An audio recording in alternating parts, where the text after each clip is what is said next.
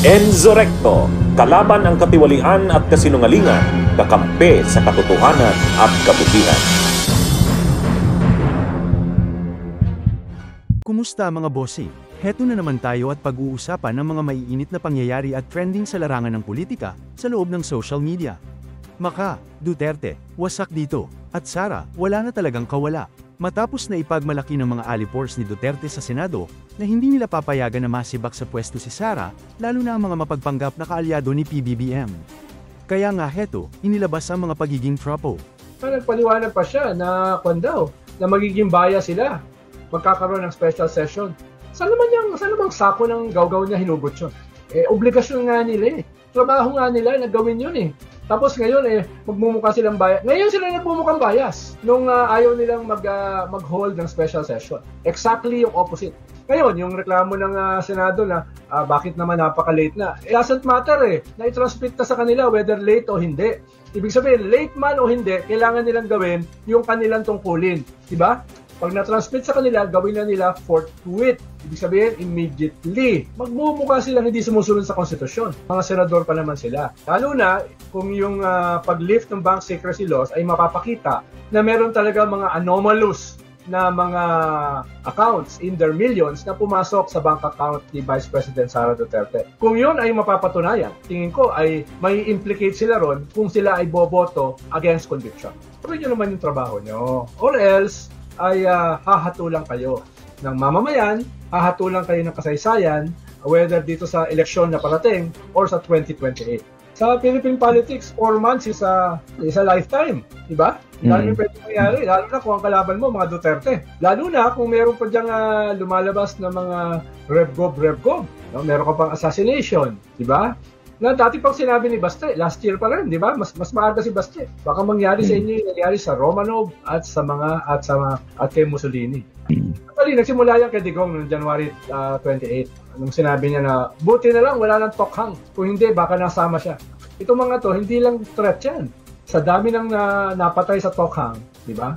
Ay hindi yan biro. At dahil nga sa pagiging kumpiyansa ni Sara Duterte sa Senado, na para bang absuelto na agad siya sa lahat ng kabalbalang ginawa niya, abay heto ang resback ng isang Marcos supporter.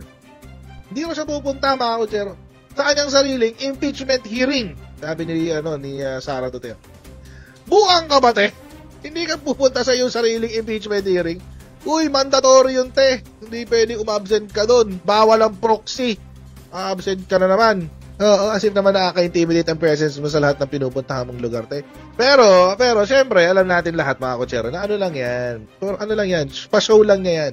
Yabang ba? Kasi, syempre, kinakabahan din naman yan, hindi naman, well, unless psychotic siya. Sa bagay, di ba sabi din naman niya, wala akong nararamdaman. Itong impeachment trial na to, ang magdedetermina ng political future ni Sara Duterte. The odds are not in her favor. Akala ba niya, or baka bravado lang yan. Yung pa-strong effect, pero sa totoong buhay kinakabahan. Kung siya ay mako-convict na impeachment court, hindi na siya makakabalik sa politika. May disbarment case pa siya. Paano pag na-disbar siya? Durug ang kanyang legal practice. Saan siya pupulutin? Sa bagay, malaki naman nakulimbat niya. Mabubuhay na siguro siya sa nakulimbat niya. Pero after this, if she's convicted sa impeachment court, wala na siyang political career. Pag na-disbar siya, wala na siyang legal career. Saan mo na siya pupulutin? O di i-enjoy na lang niya yung mga nakaw niya for the past few years. Iyak naman ng mga maka Duterte, matapos durugin ni Ted Pailon, ang mga senador na pabanjing-banjing at ayaw gawin ang trabaho. Bayad daw kasi sila kahit walang ginagawa. Alam niyo po, kapag sila nakabakasyon, may gawin man sila o wala, tuloy po ang sweldo nila. Sana huwag kayo sa akin magalit ha, totoo naman ito. Pati ang staff nila, tuloy-tuloy, walang bawas yan. Pero ikaw na Pilipino na nag-aambag sa sweldo at benepisyo nitong mga kagalang-galang ng mga mambabatas na ito, hindi kaya lugi rito. Tayo po nagtatrabaho tayo dito, tayo gumigising ng madaling araw. With all due respect ha. So hindi naman siguro po ikasasama ng loob nila kapag tayo nagsabi na hindi naman sa minamadali maging lang tayo practical sa pagsunod sa provision ng saligang batas, constitute, articles of impeachment, and trial by the Senate shall forthwith agad-agad na magsisimula. Pero kung hindi ka magpapatawag ng special session, hindi naman kaya kalabisan po 116 days na tuloy-tuloy lang ang sweldo ninyo at benepisyo. Dahil tayong lahat mga kapatid ay supposed to be ang kanila pong pinaglilingkuran. Sila dapat ang magpatunay sa atin na sulit ang ating ibinabayad sa kanila. Sumagot naman itong si Senador, na tila namimiloso pa ng konti, na ayaw pa simulan ng impeachment trial ni Sara Duterte. Pero anong gusto nilang gawin namin? Finish or not finish? Pass your paper? Ano to? Exam ng grade 3? Hindi pa tapos magpresenta ng testigo yung prosecution at depensa dahil June 30 na? Oh, pagbutuhan na natin to. Dismiss na natin to. Ganon? Hindi naman siguro yun ang intensyon ng saligang batas. Unang-una po, gusto ko munang linawin, no? Ang impeachment po kasi, hindi po ito kagaya ng criminal case na proof beyond reasonable doubt. Kasi po dito sa impeachment po, ang tinitignan po natin dito, sabi nga po ni Justice Isagani Cruz, ang tinitignan dito yung conduct ng mga nakaupo po na opisyal, lalong-lalo na yung mga impeachable officers kung titignan po natin dahil sila po, matataas po yung posisyon nila at yung conduct na hingi-hingi po ay dapat mataas din. Kaya nga po pinili lamang kung ano po yan. So, in any event, pag na-convict naman po, hindi naman po sila makukulong dito. Although, syempre, hindi naman po ibig sabihin nun, hindi na sila po pwedeng kasuhan. Kaya po sa akin pong paniniwala, based po dun sa mga nailatag po namin sa committee hearing, based din po sa mga napanood ng mga tao, doon po sa yung live video, kung saan po nag-threaten po siya sa ating Pangulo, sa First Lady, at saka sa Speaker of the House. Ako po naniniwala, malakas po ang ebidensya para po siya po ay ma-convict dito po sa impeachment. Sir, publicly known yung ginawang pagbabanta ni VP Sara Duterte dito sa may kausap siyang assassin at tatawagan na lang in case na may mangyari. Pero sa press ko niya, publicly niya rin dineny. Does this set precedent na baka sa impeachment court, maraming mga pagdineny at pagpapasinungaling din si VP Sara? Kung sakaling ganun yung maging dating, ano po ang anong reaction muna natin sa ganun na behavior as of now? And how do we approach this inside the impeachment court po? Well, sa totoo lang, kung ako tatanungin, ako muna sasagot before yung prosecutor yung sasagot, ano? Naasahan naman natin i-deny niya eh.